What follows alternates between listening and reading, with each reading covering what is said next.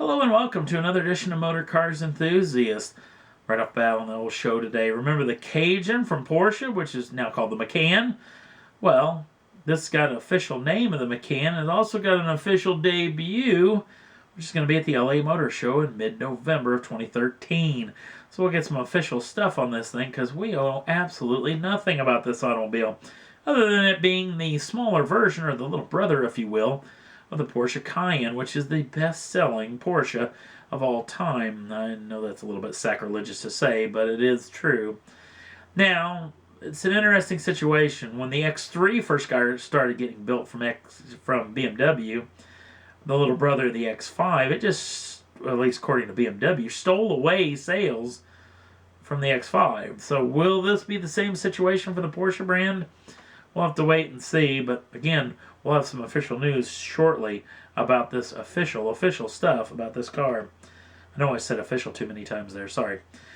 Also, remember when we talked about the death of the GT86 Convertible, which prompted one of the viewers of Motor Cars to chime in and say, hey, why don't they build a T-top version of this, which I think is genius.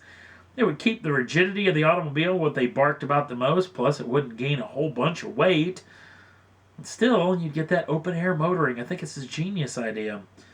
Well, Toyota, if you're watching, you better get on this. This is a genius idea. But Toyota's already been working on a new edition of the GT86, and it's hit the interwebs the past several days. It's this. It's a four-door version? Seems strange, but boy, I tell you what, if they gained a bunch of weight because of the convertible version, how much is the extended wheelbase, and not to mention the 2 extra doors?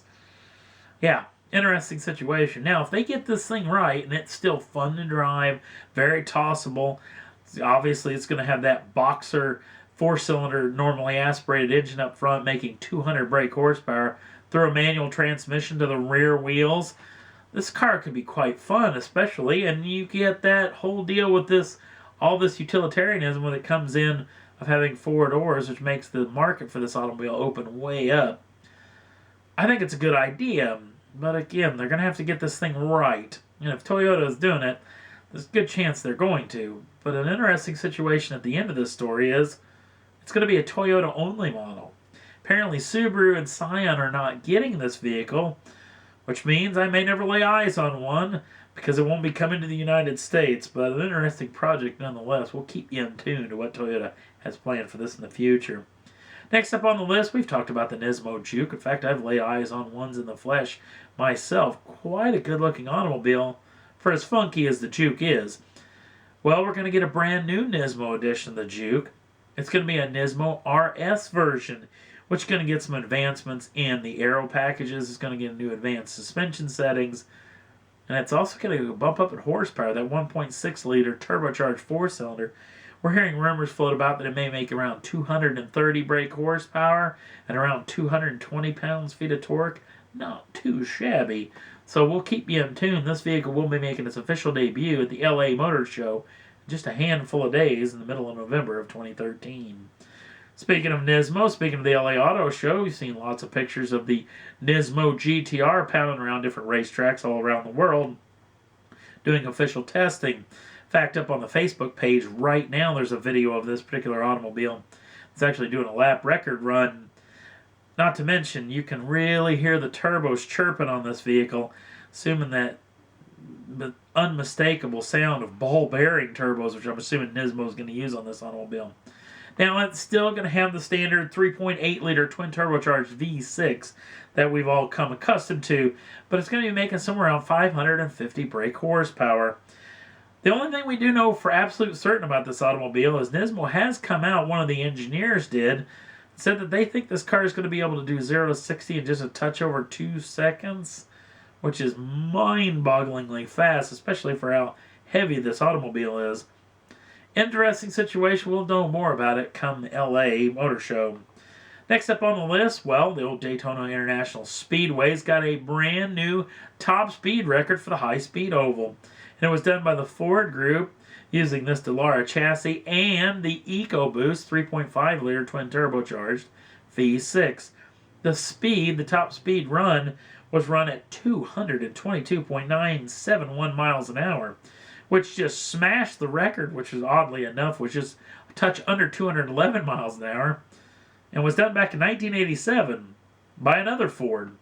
This Ford, a Ford Thunderbird, in the hands of Bill Elliott, NASCAR driver, who actually did just a touch under 211 miles an hour in a qualifying run at the Daytona International Speedway, which then brought in the whole restrictor plate deal. If you don't know what a restrictor plate is, it's basically a plate that goes underneath the carburetor, now underneath the fuel injection system on a stock car, and actually chokes down the air that the engine can actually bring in, which then kills the power. And they try to do this, try to keep speeds down under 200 miles an hour. So it's an interesting situation, not to mention a record that is so old. Now, back to that EcoBoost engine. We're not hearing any stuff about how much power that thing makes. It'll be hugely impressive if it's bone stock, but we'll wait and see, and we'll keep you in tune if they come out with anything else about it. Next up on the list, more sad news. The Land Rover Defender is going to be going out of production, we're hearing as early as December of 2015. But oddly enough, that they may be ramping up this situation as sales are tanking on this automobile. In all of 2013, as this is only sold in Europe only, this vehicle's only sold 561 units, which doesn't sound too bad. Apparently is not good at all. So they may be ramping up the process of getting this vehicle out the door.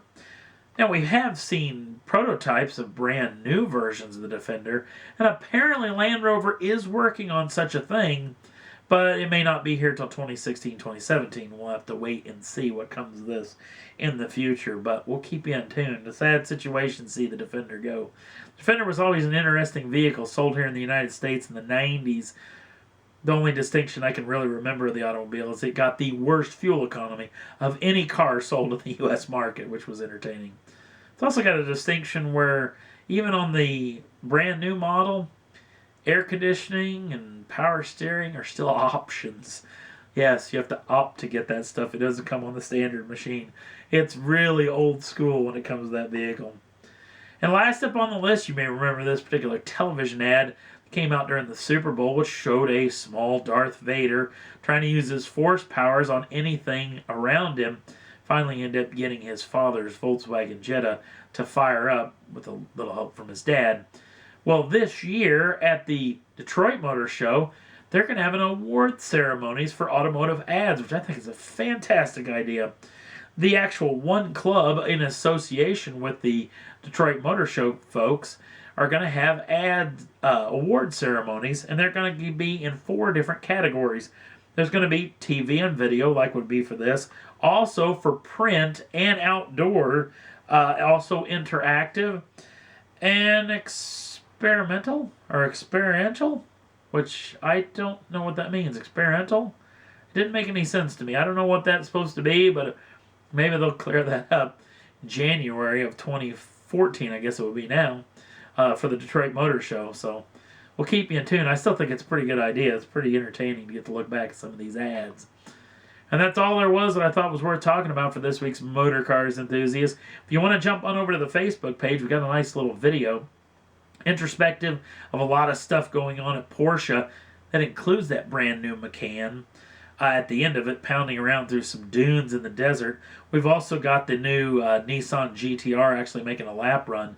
You really get to hear those ball bearing turbos spooling up, or at least the wastegates evacuating some of the trapped air in there. It's a pretty doggone beautiful noise.